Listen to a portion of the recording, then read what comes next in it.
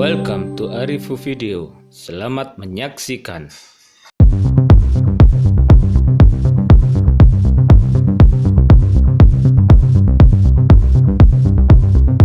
Assalamualaikum warahmatullahi wabarakatuh.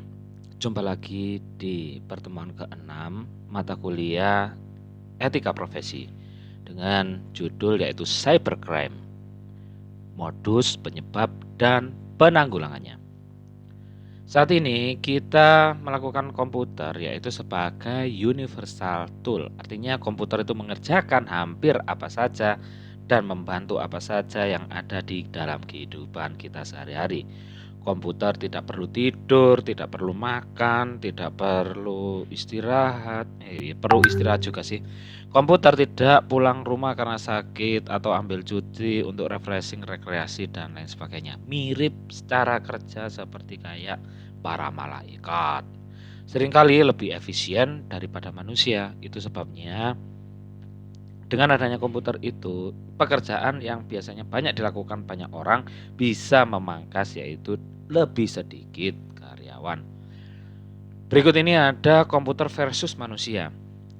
Karenanya dengan alasan ekonomis, kecenderungan untuk mengganti manusia dengan komputer sangatlah tinggi. Itu bisa dilihat dari banyaknya pabrik-pabrik yang hanya memperkerjakan beberapa orang saja. Misalnya dalam hal produksi yang dulunya bisa dipakai oleh banyak orang, kemudian sekarang hanya misalnya 1, 2, 3 orang saja.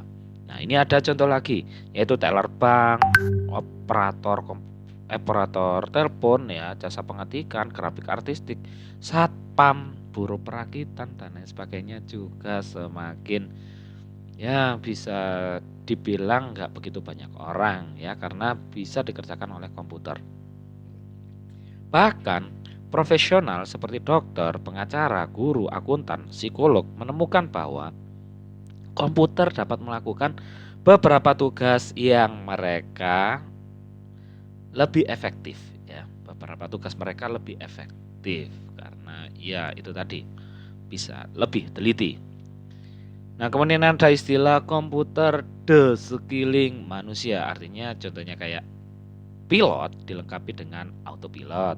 Kemudian warung dilengkapi dengan mesin pembuat minuman. Bisa kita lihat di negeri tetangga misalnya. Di situ ada alat mesin, alat jualan, ya. Kita memasukkan koin, kemudian keluar apa yang kita pilih, misalnya minuman, langsung keluar. Mereka menjadi sekedar pengamat pasif dan penekan tombol. Nah, ini sudah terjadi, ya. Kita bisa melihat kita mau belanja, shopping, kemudian hanya dari kamar tidur saja sudah bisa dilakukan, yaitu kita memilih produk-produk apa saja yang kita inginkan, kemudian kita tinggal tekan tombol saja, tunggu beberapa waktu, kurir datang. Dan di sini ada profesi dan etika. Sebagaimana etika untuk profesi sebagai misalnya dokter, guru, teknisi, sales, dan lain sebagainya. Ini kita memerlukan etika juga, ya. Karena kalau nggak beretika nanti kurang bagus juga. Dan ada istilah TIK, ya. Tingkatkan kapasitas intelektual. Dengan bantuan teknologi informasi dan komunikasi, kecerdasan dan kapasitas manusia itu akan semakin lebih meningkat. Nah, kemudian di situ ada lagi PAPA, yaitu 4 isu etika era informasi. Apa saja isunya? Yaitu ada privacy, accuracy, property, dan accessibility. Lantas apa saja PAPA tadi? Yuk kita ulas di berikutnya. Yang pertama ada privacy, yaitu informasi seseorang atau terkait seseorang mana yang boleh dibuka kepada orang lain, dalam kondisi atau syarat apa yang dapat seseorang sembunyikan dari orang lain. Nah, inilah privasi. Privasi kalau kita tunjukkan ke orang ya kurang baik juga, ya. Terus ini ada 2 pengganggu privasi. Perkembangan TI yaitu meningkatkan komunikasi, komputasi, storage, retrieval, dan pengawasan. Kemudian pertumbuhan nilai informasi untuk pengambilan keputusan. Kita bisa melihat kasus efisiensi DPR Chicago ya. Di situ ada usulan Atzlu, monitoring pemakaian fasilitas gedung legislator, belakangan dianggap melanggar privasi, tetapi pemerintah sudah cukup mendapat data. Apakah perlu melihat misalnya di sini pekerja Anda sebagai database administrator di data backup center, Anda boleh mencek semua data. Nah, ada data apa saja? Misalnya datanya ada pengetahuan atau informasi tentang perusahaan swasta. Nah, bila kita melihat dari sisi konservatifnya, privasi hal penting bagi klien Anda. Mereka mempercayakan data sensitif mereka dan berharap Anda tidak mengintipnya. Nah, kalau kita melihat dari sisi liberalnya, bagian dari tugas administrator adalah memverifikasi integritas data. Tidak masalah untuk melihat data kecuali kalau Anda membocorkannya. Terus kesimpulannya bagaimana? Sebagai administrator untuk backup dan replikasi data, mereview data yang dipercayakan kepada Anda dilakukan seperlunya saja bila terkait dengan pekerjaan. Nah, itu etikanya ya. Kemudian ada security versus invasi privacy. Pekerja Anda misalnya sebagai database administrator di ISP ya atau Internet Service Provider. Anda bertugas mengamati traffic pengguna. Kemudian di situ ada data log web access. Terus permasalahannya, apakah Anda dibenarkan mereview akses data sehingga Anda mengetahui hal-hal melakukan yang dilakukan oleh pengguna? Nah, kalau dilihat dari sisi konservatif, Anda dipercaya menjaga informasi sensitif para pengguna ISP. Jangan lukai kepercayaan itu. Ya, kita harus melihat atau mengerjakan apa yang hanya harus kita kerjakan saja atau profesional saja ya. Tetapi kalau kita melihatnya sebagai kacamata liberal, yaitu tugas Anda untuk menjaga keamanan. Jika pengguna mengakses situs ilegal, perusahaan Anda akan berisiko. Nah, ini juga banyak ya situs-situs ilegal seperti kayak pornografi, pornoaksi dan lain sebagainya. Atau transaksi narkoba juga. Nah, itu kita bisa. Nah, jadi kesimpulannya bagaimana ya antara konservatif atau liberal? Ini tipsnya. Cek perjanjian dengan customer. Apakah Anda legal melakukannya demi keseimbangan antara security dan privasi. Kemudian ada informasi gaji rekan Anda. Misalnya pekerjaan Anda juga adalah database administrator. Anda menjaga integritas dan konsistensi data. Yang di situ ada datanya, data pegawai beserta gajinya. Terus di situ muncul permasalahannya. Anda menemukan verifikasi yang berbeda, tetapi menurut Anda tidak sesuai dengan pekerjaan dan prestasi. Nah, teman Anda itu prestasinya melejit, tetapi gajinya ya itu-itu saja, bahkan kurang dari sebaiknya orang itu nggak cocok dengan prestasinya. Nah, kemudian teman Anda salah satu yang mungkin dirugikan. Bolehkah Anda memberitahu teman Anda? Nah, kalau kita lihat dari konservatifnya, keputusan tentang gaji bukan tanggung jawab Anda. Anda terpercaya sebagai DBA atau database administrator. Maka jangan lukai kepercayaan bos Anda. Tetapi kalau kita melihat dari sisi liberalnya, yaitu teman adalah teman. Mereka berhak tahu bahwa mereka dirugikan. Tetapi beritahu teman Anda bahwa jangan telan pil itu, sehingga Anda dapat memberitahu mereka untuk informasi di masa depan. Jadi kita pilih gimana nih? Nah, kesimpulannya yaitu database administrator memiliki akses yang detail terhadap kredit card, gaji, dan lain-lain. Dalam beberapa kasus tidak ada peraturan khusus dari perusahaan. Ini semua tergantung kepada etika profesional Anda. Jangan kepo-kepo tentang nominal gaji orang lain atau teman-teman Anda. Terus bangunlah kebutaan selektif. Artinya seorang database administrator perlu membangun blind spot. ketika menangani data perusahaan. Itu artinya ya kita profesional saja ya. Kirim data sensitif via email. Nah, ini tolak mentah-mentah saja. Informasi dan negosiasikan untuk pengirim dengan cara lain ya. Nah, ini tadi ada selain akurasi, privacy tadi ya, kemudian A lagi yaitu akurasi. Siapa yang bertanggung jawab kepada autentikasi ketepatan, keakuratan informasi? Siapa yang harus menanggung bila ada error di informasi? Dan bagaimana kesalahan itu berakibat kepada sistem secara keseluruhan? Nah, misi informasi dapat berakibat fatal terhadap kehidupan seseorang, khususnya saat bila pihak yang memiliki informasi tak akurat tersebut diuntungkan dengan adanya power dan otoritas. Di sini ada contohnya, ada Marses and Alien versus Crocker National Bank. Marses, seorang imigran, mulai mengambil kredit rumah pada tahun 1950. Itu kita belum lahir ya. Awalnya proses perbankan dijalankan manual. Saat berpindah ke elektronik, Marses dianggap jatuh tempo sehingga ia tidak dapat melunasi kreditnya. Ini ada beberapa contoh kasus tadi ya. Artinya data tanpa integritas sama dengan data terkontaminasi. Nah, solusinya bagaimana? Memperbaiki data dengan pembersihan tidak sulit tapi mahal. Perlu seseorang yang benar-benar spesialis. Nah, rubah data untuk tujuan marketing, artinya permasalahan Anda mendapat tugas memasukkan data dan menggambar grafik untuk laporan keuangan. Bos Anda meminta untuk menghapus tampilan yang rendah karena akan menyebabkan laporan akan jelek secara keseluruhan. Dari pandangan konservatifnya, merubah data akan menyebabkan masalah-masalah lain yang berkelanjutan. Tolak permintaan bos Anda dan jelaskan bahwa Anda tidak ingin terlibat dalam masalah hukum. Untuk pandangan liberalnya, itu adalah hak prerogatif bos Anda. Pastikan saja bahwa itu tidak membuat data menjadi tidak akurat dengan hanya membatasi laporan. Jangan terjebak dalam merubah atau menghapus data.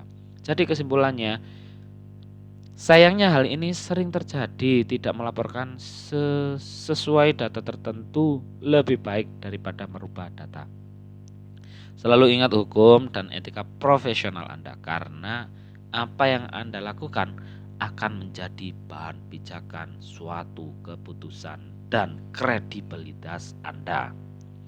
Nah, lantas kalau tidak sesuai SOP, contoh masalahnya seperti ini. Anda seorang tester salah satu perusahaan EMI.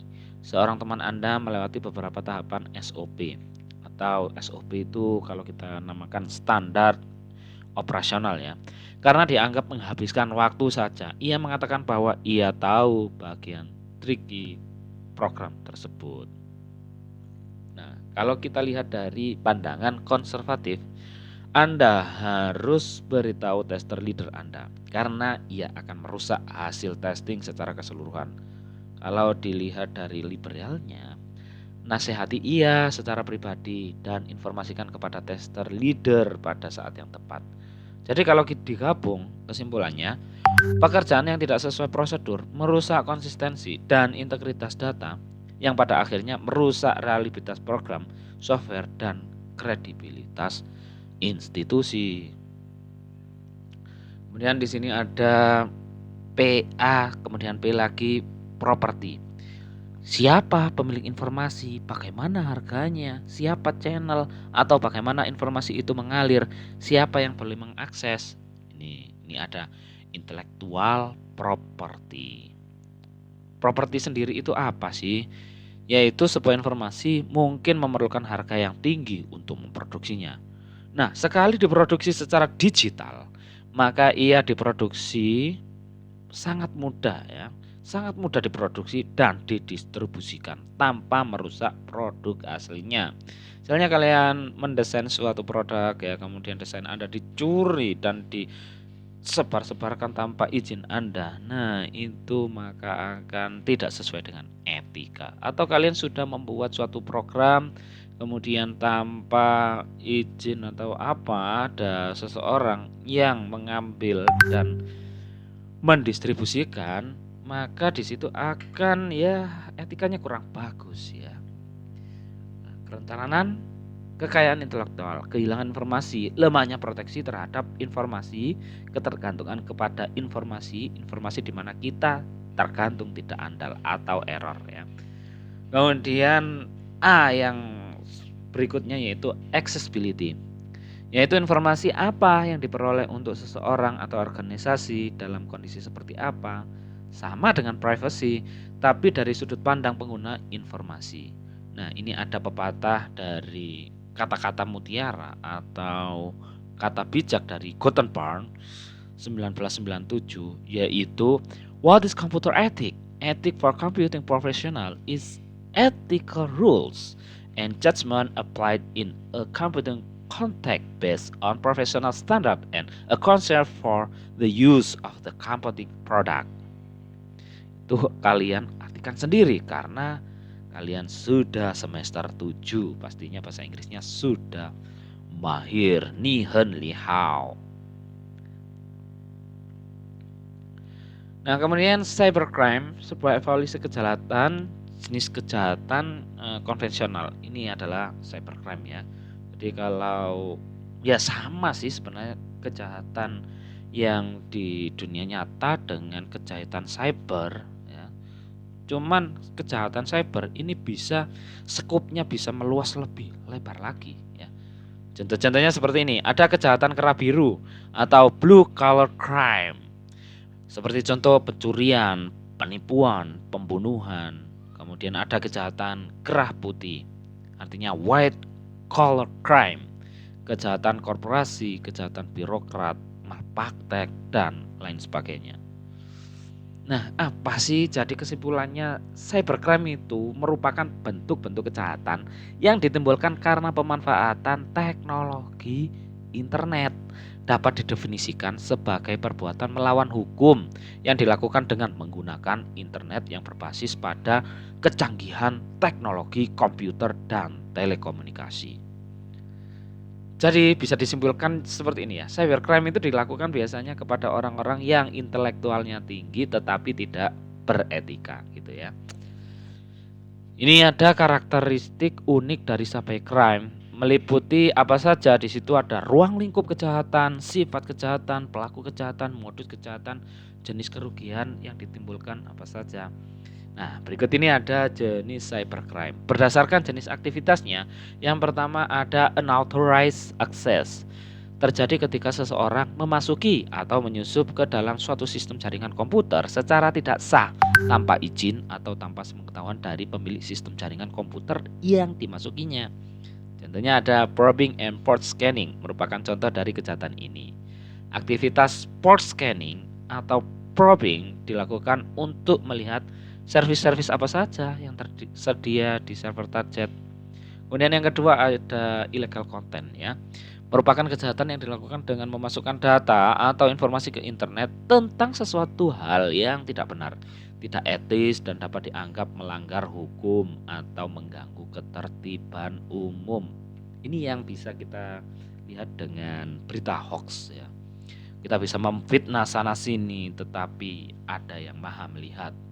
Maka jagalah etika kita ya. Jangan sampai illegal content. Sekarang juga illegal content ini ada hukumannya ya, ada peraturan perundang-undangannya juga. Terus yang ketiga yaitu penyebaran virus secara sengaja.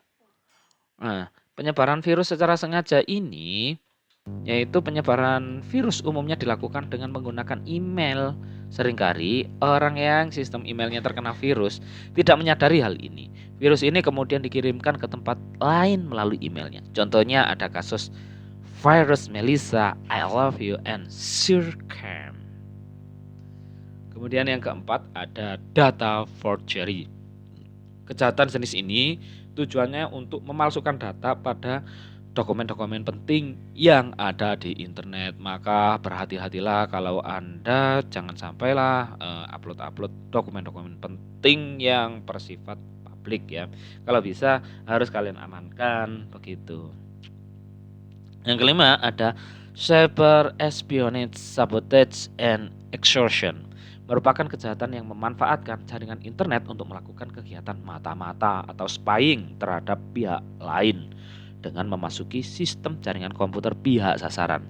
Selanjutnya, sabotase dan extortion merupakan jenis kejahatan yang dilakukan dengan membuat gangguan, perusakan atau penghancuran terhadap suatu data, program komputer atau sistem jaringan komputer yang terhubung dengan internet. Nah, yang keenam yaitu ada cyberstalking, dilakukan untuk mengganggu atau melecehkan seseorang dengan memanfaatkan komputer. Misalnya menggunakan email dan dilakukan berulang-ulang. Kejahatan tersebut menyerupai teror yang ditunjukkan kepada seseorang dengan memanfaatkan media internet. Ini adalah cyberstalking. Ya. Ini juga ada hukumannya juga ini. Kemudian yang ketujuh ada carding, merupakan kejahatan yang dilakukan untuk mencuri nomor kartu kredit milik orang lain dan digunakan dalam transaksi perdagangan di internet. Nah, ini juga ya nyolong lah istilahnya, nyolong uang orang yaitu dengan itu tadi. Kemudian yang ke-8 ini kejahatan yang khusus orang-orang yang inteleknya tinggi ya. Orang yang nggak punya ilmu tentang ini nggak bisa melakukan ini, yaitu hacking and cracking. Istilah hacker biasanya mengacu pada seseorang yang mempunyai minat besar untuk mempelajari sistem komputer secara detail dan bagaimana meningkatkan kapabilitasnya. Besarnya minat yang dimiliki orang hacker dapat mendorong untuk memiliki kemampuan penguasaan sistem di atas rata-rata pengguna atau user. Jadi, hacker memiliki konotasi yang netral. Aktivitas cracking di internet memiliki lingkungan yang sangat luas, mulai dari pembajakan akun milik orang lain, pembajakan situs web, probing, menyebarkan virus, hingga pelumpuhan target sasaran.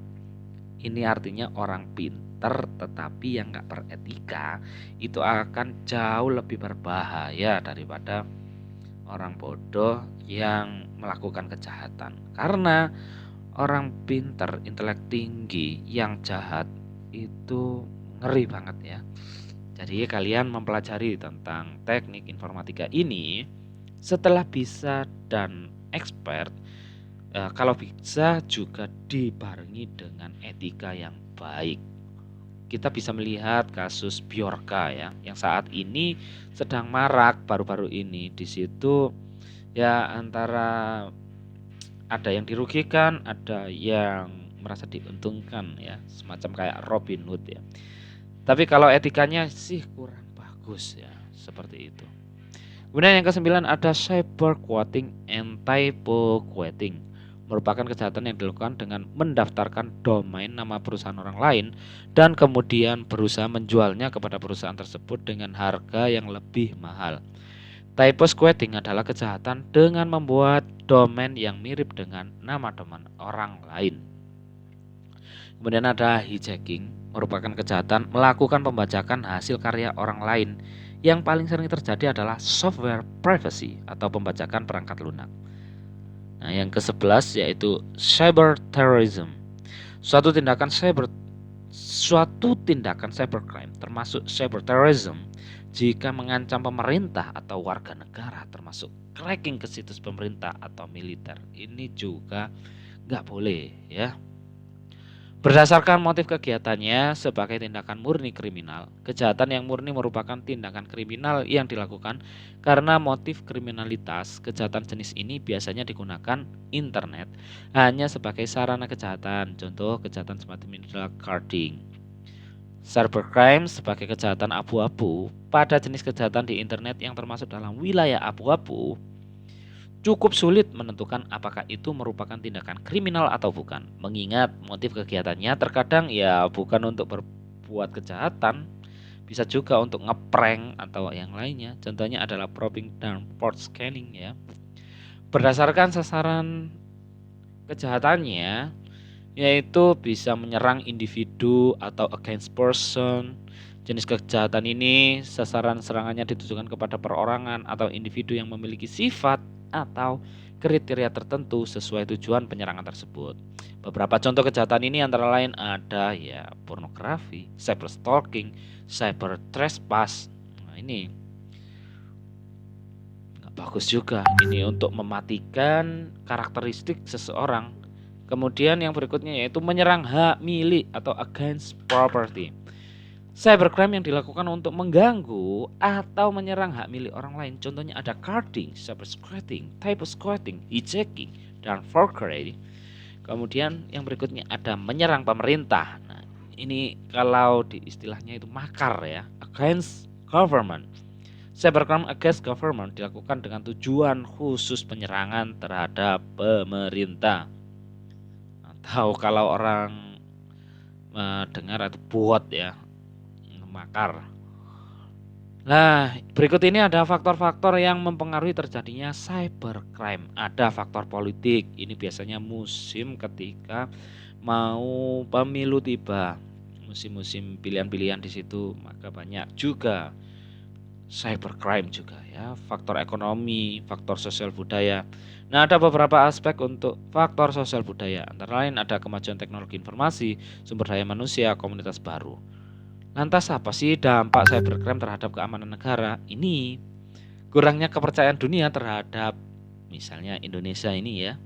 Kemudian berpotensi menghancurkan negara. Ini maka sangat ngeri juga ya dampak cybercrime. Itu tadi penjelasan kami di pertemuan ke-6 tentang mata kuliah apa itu?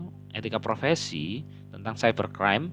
Saya harap kalian bisa memahaminya dan sebagai oleh-oleh ini saya kasih tugas yaitu sebutkan dan jelaskan jenis macam-macam cybercrime. Yang kedua berilah contoh kasus cybercrime beserta cara penyelesaiannya. Yang ketiga, setujukah Anda jika cybercrime merupakan dampak dari perkembangan teknologi? Bagaimana pendapatmu? Jelaskan. Dan kemudian setelah melihat video ini maka bersegeralah untuk mengerjakannya. Karena kalau tidak dikerjakan maka akan menumpuk dan itu bisa membuat kita jadi stres. Oke ya, saya kira cukup sekian. Wallahu muwaffiq ila aqwamit thoriq. Wassalamualaikum warahmatullahi wabarakatuh.